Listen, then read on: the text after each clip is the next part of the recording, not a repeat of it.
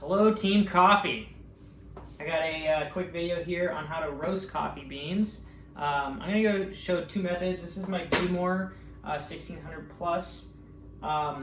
This is the way I roast coffee. If you watch some of my previous videos, I mentioned that I've been roasting coffee with this machine since we got married, actually, me and my wife. We got that as a nice gift. So this has been going strong for like 3-4 years now. So I'm going to show this, and then I'm also going to show you how to roast coffee with a cast iron pan. So if you don't have a coffee machine or a coffee roaster, that'll be a nice little way just to get into it. You know, we have this whole lockdown and everything. So if you have time, you want to find a new hobby or something, this is kind of a fun thing to get into. Anyways, let me show you my method on using the coffee roasting machine. So first, you really want to get the amounts right. So I'm gonna zero in my little basket here, and then I buy from Dean's Beans. They're really good, but for this I'm gonna do the Mexican organic. And this is fully Arabica, and then I have a Robusta bean. I typically like to throw a little bit, like 10 to 20% Robusta for an espresso roast, which is what we normally do. It helps develop a lot of crema. Anyways, so I'm gonna open this guy up. Also, I'm not affiliated with Dean's Beans, but they've been probably the best priced, especially for organic beans. So I'm gonna go ahead and open this little basket up here. And we're going to go for about 1 pound of beans. That's the max that the Bmore can do. If you have another roaster or whatever, go with whatever you want to do.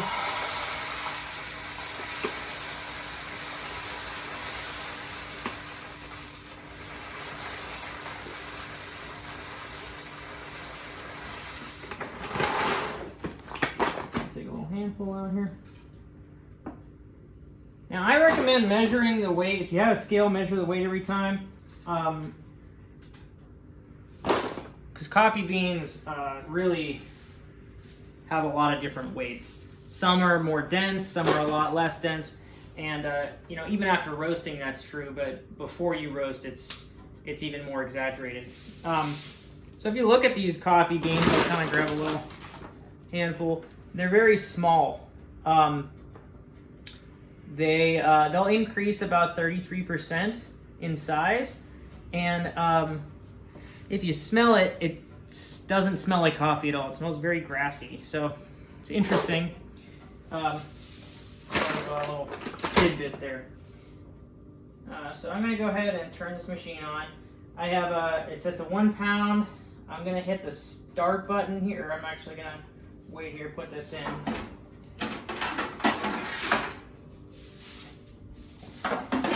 Now, coffee beans, when you roast them, make a lot of smoke. So you need to have, if you're going to do this inside, which honestly you might want to do it outside, but if you're going to do it inside, you need to have a really good hood vent, because it'll smell and it will be very smoky. Also, coffee oils tend to catch on fire. I've done it a lot. Probably more times than I could count. Never had to use a fire extinguisher, but probably should have. Anyways, so I'm gonna go ahead and hit the start button. I like to hit P5 because this is it's not a super strong coffee machine. So I hit the P5 button, which increases the temperature or the elements to as hot as you can get them. And then I'm gonna increase this to the max time. And I always set a timer for 13 minutes. So, okay, Google, set a timer for 13 minutes. 13 minutes. The reason I do that is that, sorry if I just made your Google go off, by the way. But the reason I do that is that this has an internal clock, and after 13 minutes, it will automatically turn off if you're not present.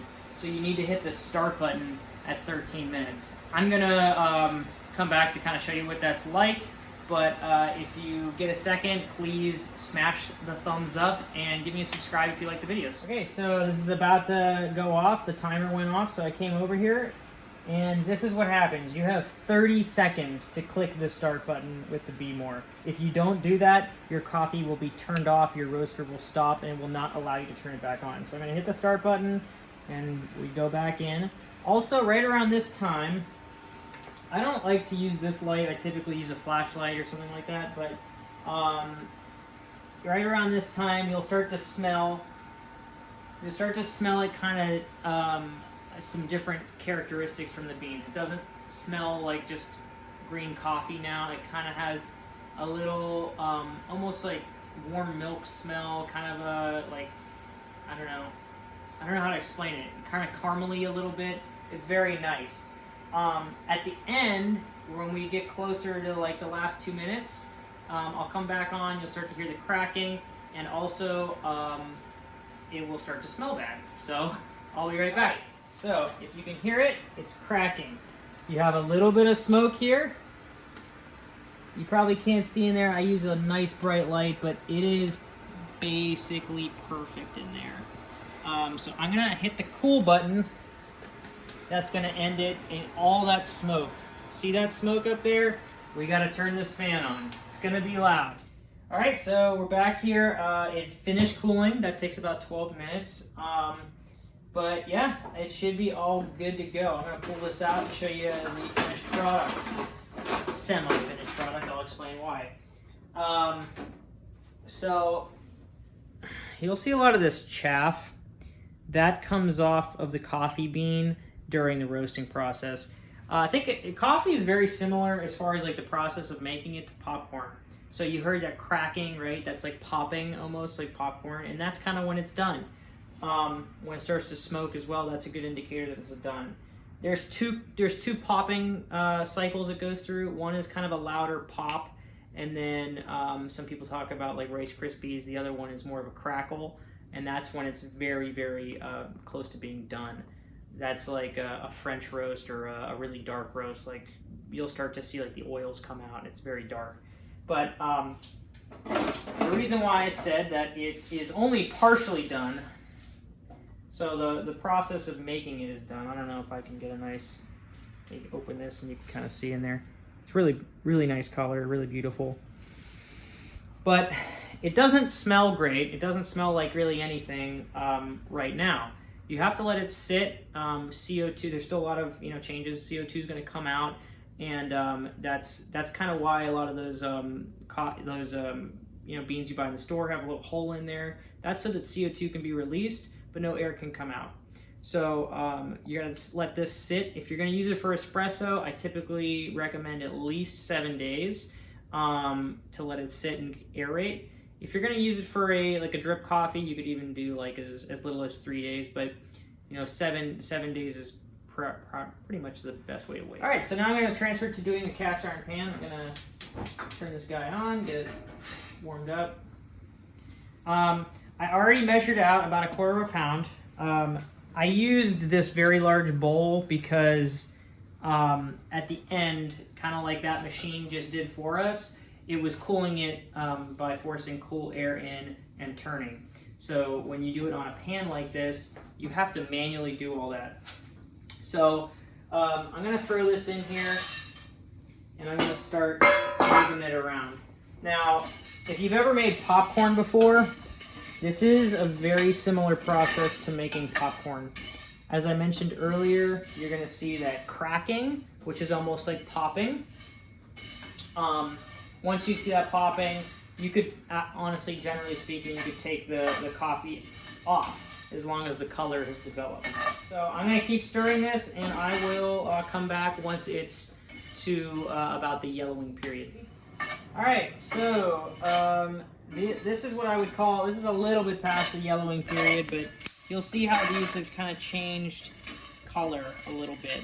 They are no longer green, they're starting to develop a little bit of the brown characteristic, and some of them are much lighter, like kind of that like yellowy white color. So now I will say that it's really hard to get super consistent with this because you can't spin it as like equally as one of those. So some of these beans in here have gotten a little bit scorched, a little bit quicker than I would have liked. But, you know, this is just a demonstration. If you're doing it all the time like this at home, you can really get good results if you try. All right, so as you can see, there's a lot of smoke going on. Listen for the crack. Yeah. So this is about done. I'm gonna pour this out.